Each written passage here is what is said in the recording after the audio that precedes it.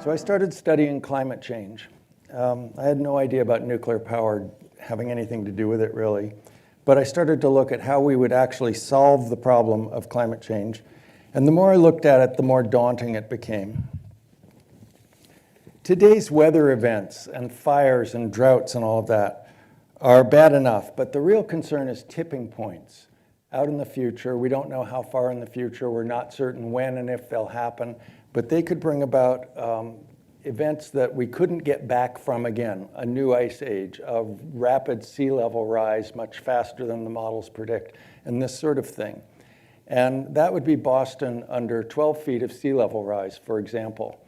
And what if this hit this century? What if it hit next century? Could be faster than we expect, but we know this is coming. This is the future under climate change.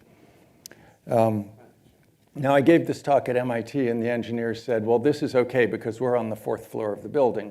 But that's just how MIT engineers think about it.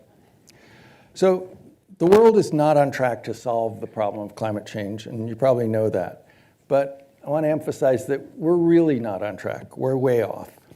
It's not just that emissions are rising again last year and the year before in both the US and the world, which is true. But the whole thing doesn't add up because even if we flatten out emissions, we're just stopping the rate at which we're putting carbon into the atmosphere. And that's all that the Paris Agreement would do. The best agreement we have on climate change, if all the countries in the world met their commitments, by the way, almost none of them are, and if they would all add on commitments as they're supposed to come down from this rising line and go to a flat line, that's all we would do is to continue to add carbon at the rate that we already are. If we made Ford Explorers out of carbon and put them in the atmosphere, we'd be putting 15 billion per year into the atmosphere. So that's a lot of carbon every year, and just flattening it out continues to put more carbon in the atmosphere, and it's the amount of carbon in the atmosphere that leads to temperature rise. So when you're putting more in, you're leading to accelerating temperature rise. That's where we're at now. We really haven't made any progress on it at all. World carbon emissions haven't even started to come down. And if you think we're making any progress, I would recommend the new book, David Wallace Wells's book, The Uninhabitable Earth, where he sketches out just how quickly that future is facing my children and grandchildren, if not me. So what we need to do is to rapidly drop the emissions, not just flatten them out. And we need to do this in just a few decades to stay within the 1.5 degree or the 2 degree global warming thresholds that the UN says are critical to stay under. By the way, 1.5 degrees, far less bad than 2 degrees. 2 degrees, way better than 3 degrees. And above 3 degrees, you really don't want to live in that world. So we need to decarbonize really quickly. And nobody's quite got a plan for how to do it. It's really hard to do because more than 80% of the energy in the world is from fossil fuels now. And I focus on electricity in the book because, for reasons I'll explain, partly because solutions to the whole energy system will depend a lot on electricity, and partly because electricity is actually the easiest thing to decarbonize, because it's on the grid, you just need to change how you generate it. Right now, we're generating it mostly from coal. Coal is the leading way that we make electricity in the world. Coal is the fastest growing energy source in the world in the 21st century. So, my book is on Amazon as #1 book on coal. And well, it's true, it is about coal. It's about how we have to get rid of coal. And so I looked for research on how we decarbonize really quickly, and I found this guy, Staffan Kvist. He's the one on the left there, a Swedish engineer who was writing about how Sweden had very quickly decarbonized their system, and that was the genesis of how we got to the book. Now, I want to talk about how much energy we need to really make this work if we're going to solve climate change. When you look at the whole world, I'm an international relations person, so I kind of look at the planet top down, not little pieces that might or might not add up. Look at the whole world. The overwhelming fact of it is the need for vastly large amounts of clean energy, clean electricity in particular, by mid-century when we want to decarbonize. So started out thinking about today's energy grid, today's electricity grid, and how we clean it up. And that's how most people are thinking. We'll put in renewables and take out coal, and we'll clean up the electricity grid. But that's only a part of the problem. We also need to expand access to people in the poorer parts of the world. They're growing fast. Their energy use is growing quickly. Hundreds of millions of people are rising out of poverty. And with that, using a lot more energy. And this is a great thing for people in the poor parts of the world. People who are grinding sugarcane by hand now will be able to use electricity to do that. People who are burning up in heat waves will have air conditioners. This is all things that people in poorer countries want. And there are billions of people in large poor countries like India and Indonesia that are growing, getting their feet under them, coming up out of abject poverty into sort of lower middle class world lifestyle. And they're going to use a lot more energy. And people in the industrialized countries in the north of the world cannot tell people in India that they have to keep grinding their sugarcane by hand, or they can't have an air conditioner because we used up the world's carbon budget. That's not going to fly. And we also can't tell them that they have to spend 3 times as much on electricity that they could get from coal in order to get it from some cleaner source that's not coal. If coal is the way they can get an air conditioner, that's what they're doing and that's what they'll do. So we need some alternative for that. And we're going to need a lot of it. Now, in addition to that, we're going to need, if we're going to decarbonize the world economy by mid-century, to electrify a lot of things that are now run on fossil fuels, such as cars. So we'll turn gasoline cars to electric cars. We'll turn coal-burning steel furnaces to electric arc furnaces, and so forth. But some things can't be electrified readily, such as aviation fuel. And for those, we'll need to create alternative drop-in substitute fuels that are carbon-free. And without getting into the technical details, the way to do that is to have a lot of cheap electricity. And then you can make a carbon-free substitute fuel. Climate scientists also tell us by mid-century, we will need to start sucking carbon out of the atmosphere. We're going to need some negative emissions. Partly that's because they're things that we can't really entirely decarbonize. We need to compensate by sucking CO2 out of the atmosphere. We can do that now, but it's really expensive to do it. And we need to develop better technologies at doing this. By the way, it could also be out of the ocean, which equilibrates with the atmosphere. But in some way, ocean or atmosphere, we need to suck carbon dioxide out. And guess what the key ingredient is to do that? Lots of cheap electricity. We can also desalinate water with cheap electricity and do many other wonderful things. So, all in all, we need vast amounts of cheap, carbon-free electricity in the next 30 years, and the sooner the better. We're probably going to need about 8 times the amount of electricity that the world uses now. So it's really big, really a lot of electricity. With that, if we could generate it cleanly, we could actually solve climate change and stay under those critical thresholds. By the way, when I was a young hippie environmentalist, I hated these power lines. And now I'm not sure. It depends what's at the end of them. Is there a coal power plant? Then I still hate them. If it's clean electricity, then I like them better, especially if there's an air conditioner at the other end that's keeping somebody in India cool in a heat wave. All right, so where do we get the electricity to do this? Right now, I mentioned, it's from coal mostly and fossil fuel predominantly. And coal not only is the leading source of carbon emissions in the world, by the way, half of it in China, but it's also a great source of disease in the world. When you burn coal smoke, it creates a small particulate particles, matter, that people breathe in and they get sick from it. Cancer, emphysema, horrible diseases. And these diseases kill something on the order of magnitude of 1 million people a year around the world. So that's the baseline. If you want a safe fuel, something safer than coal, just make sure it kills fewer than 1 million people a year in the world. And gets 10 times that many people sick who don't die. Other fossil fuels are also unhealthy and dangerous and polluting. Oil tends to explode and to spill.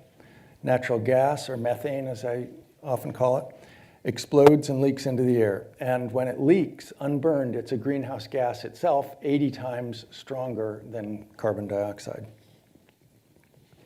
And the carbon-free sources also have their pluses and minuses. For instance, hydropower. Hydroelectric power is just great from a climate change and economic point of view, except that most of the good spots are already dammed and it's hard to expand it. But if you can build a hydro dam, that's great economically, but it does despoil the landscape and occasionally causes lethal floods. The worst of these was in China in the 1970s, killed more than 25,000 people in one day, and possibly 200,000 from famine and disease as a result indirectly.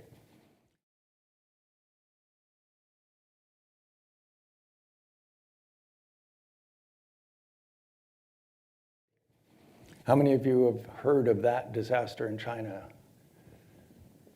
2, 1. How many of you have heard of the Chernobyl nuclear disaster just less than a decade later? Okay. We'll get to Chernobyl, but it was a lot less than the 25,000 killed by the hydroelectric dam. Solar power also has its pluses and minuses. It tends to blight the landscape, and it produces toxic recycling materials when the solar panels are at the end of their life after 25 years. And in most of the world, there's no plan at all for how those are going to be recycled. Probably they're going to be taken to some very poor country where children will disassemble them and be exposed to cadmium and lead and the toxics that are in them. Wind turbines are a good way to make electricity, but they do chop up birds quite a bit. And solar and wind power are both intermittent. So for instance, here's Europe at night. A lot of lights are burning, but there's no solar power. There's never any solar power at night. And some places for whole seasons.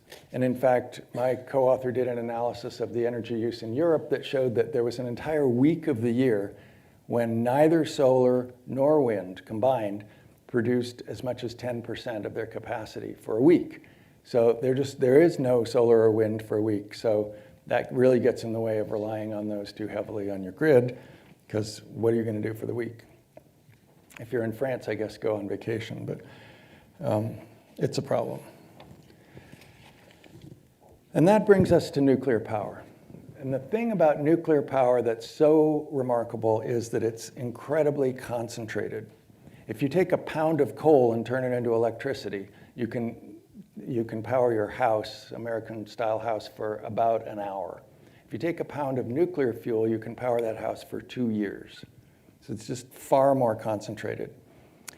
And this South Korean reactor will produce enough electricity for 1 million US-style homes from this little building. So that's very concentrated. It also means it's tens of thousands of times less mining and processing of material. All the inputs are tens of thousands of times less than for coal. And what fits on a truck in this nuclear reactor would take 25,000 railroad cars if you did it with coal. In the book, we compare a Swedish nuclear plant with a nearby German coal plant, some roughly similar size. And the nuclear plant takes a few truckloads of fuel, and the coal plant requires a 5-mile-long coal train every day. If you made coal out of elephants and marched them into the coal plant, you'd need 10,000 elephants per day. So, and then on the waste side, of course, it's a similar story. Coal waste, 50,000 times more than nuclear waste. So it's very, very concentrated, nuclear power is. And even more concentrated than solar panels are, which are actually less concentrated than coal. So looking back at this picture of the solar farm in France, if you took this all the solar panels you see here, and multiply them by 3, and then multiply that by 10, and then multiply it by 10 again, 300 times bigger than all that you see, that's equivalent electricity production to what this building produces, except this building produces day and night, all seasons, any kind of weather. The solar comes and goes. The other great thing, in my mind, the greatest thing about how concentrated nuclear power is that it can scale up very quickly. And what do we need right now to solve climate change? Clean electricity that can scale up really quickly at large scale. And that is because it's so concentrated that you build a reactor, you get a vast amount of electricity out of it. It also happens to be the safest of all the fuels. If you look over the history of the last 60 years, vastly safer than coal. Remember, coal, 1 million people killed over every single year, and nuclear power, 400 times safer in terms of lives lost per kilowatt hour generated. There's almost 400 commercial nuclear reactors operating worldwide, and about 100 of them in the United States, where nuclear is the largest source of carbon-free electricity in the world. It's second only to hydroelectric power. Like any power source, it has its ups and its downs, and one of the big downs of nuclear power is it freaks people out. Everybody's scared of it. And after decades of anti-nuclear propaganda, there are a lot of people out there saying, oh no, we can't use this very concentrated, safe form of carbon-free electricity to solve climate change because it freaks us out. It's too dangerous, it's too scary, we don't like it. And if you think you have the luxury to say that, then you haven't read the book on the uninhabitable Earth that tells you the alternative if we don't solve climate change. And it's the wrong standard to think that nuclear power should be perfect or we don't use it when all the other fuel sources have all their problems and difficulties. The comparison here is not nuclear versus fairy dust that lights up the whole world without ever having any problems and is practically free. It's nuclear power versus other fuels, and specifically coal. In terms of safety, in 60 years of the nuclear industry, we've had one serious fatal accident at Chernobyl more than 30 years ago.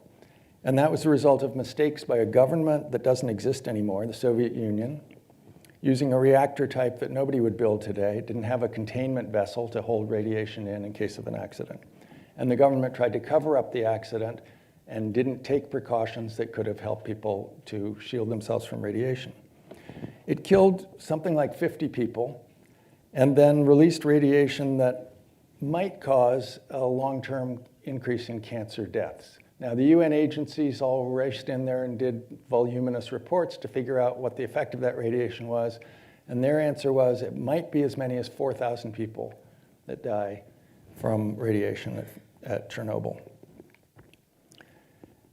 The only thing is that's about the number of people who die every day from coal in the world.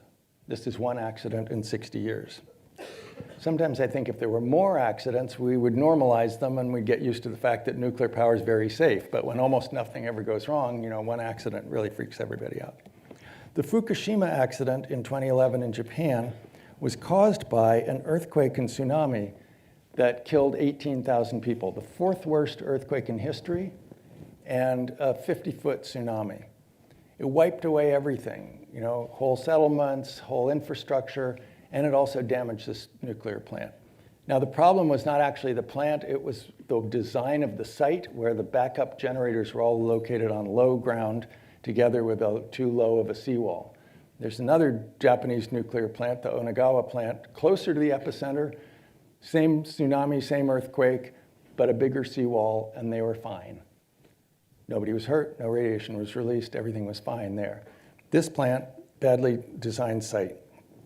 And it resulted in the worst case, a meltdown, a hydrogen explosion, the release of radiation.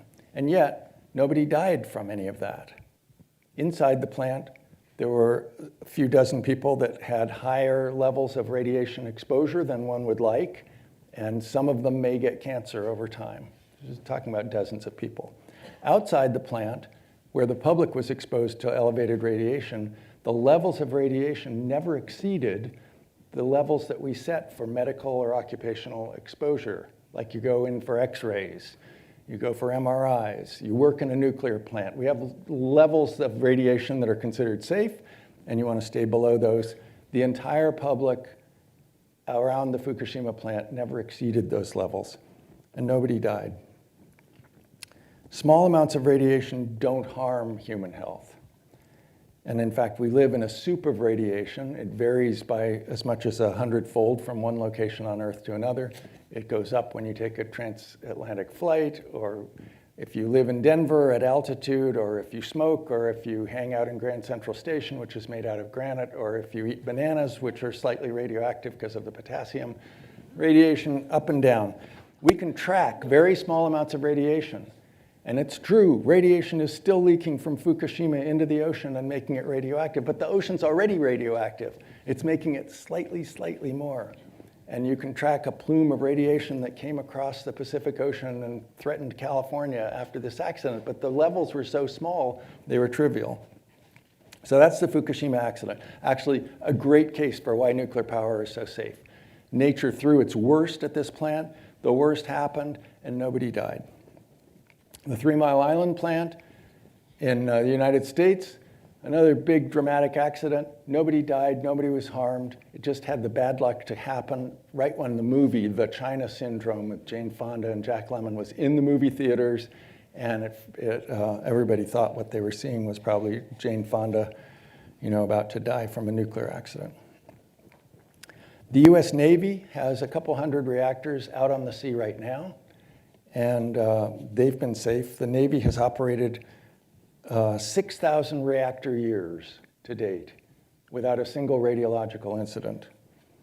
So nuclear power is safe. Then we have the waste, or as people say, the waste. We can't have nuclear power because we have no plan for the waste. This actually isn't true. The waste is completely misunderstood because the volumes, as I mentioned, are extremely small. Certainly compared with other industrial wastes, and definitely compared to coal waste. Coal produces 50,000 times the volume of waste, and we just dump it in pools next to the river, waiting for it to leak into the water supply and poison everybody. Nuclear waste is so small that if you used entirely nuclear power for your whole lifetime at an American style of electricity use, the waste would fit in a soda can. And in fact, if you took all the spent fuel from all the US nuclear reactors over the last 60 years and you brought them into one place, they would fit in a medium-sized Walmart. And this is the problem that people say, we can't use nuclear power to solve climate change because what will we do with the waste? We're talking about one Walmart out of the whole country of nuclear waste. What we're in fact doing with it today is we put it in swimming pools to cool off for a few years. And then we put it in casks out back, concrete dry casks out behind the plants. They're certified safe. They will be safe for decades into the future. They haven't had any problems. I've stood right next to these with no protection at all because radiation doesn't go through concrete.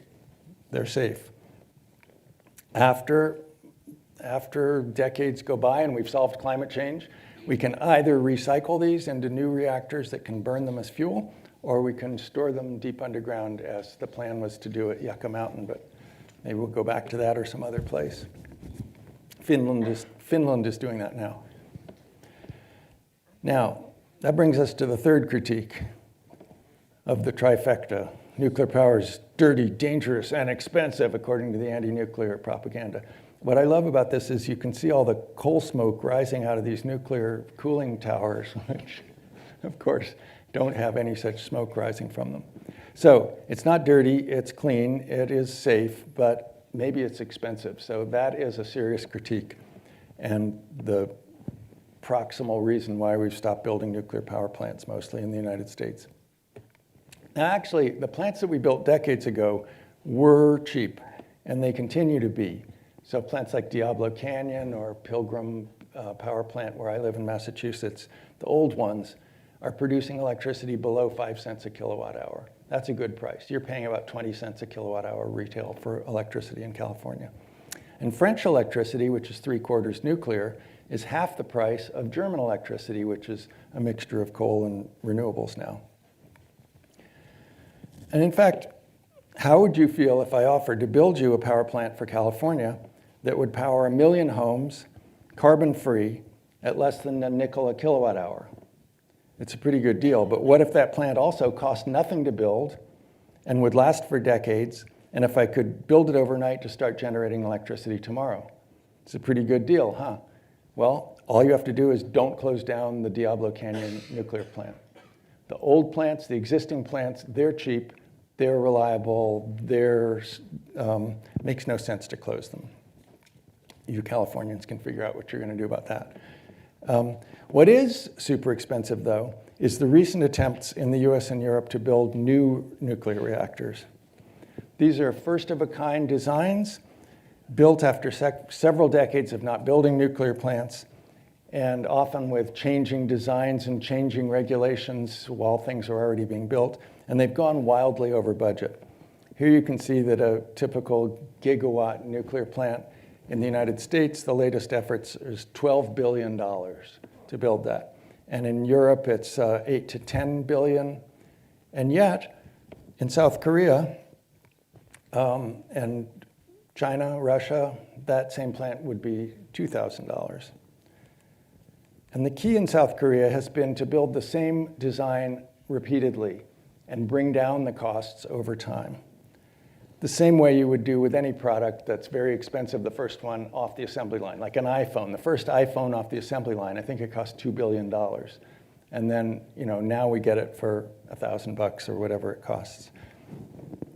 Costs have to come down, or the costs have come down in South Korea by building repeatedly on the same design. And this is what the French also did when they rolled out their nuclear reactors. Standardized design, repeated builds. The joke decades ago was that the difference between France and the United States is France has 2 kinds of reactors and 100 kinds of cheese, and in the United States, the situation is reversed.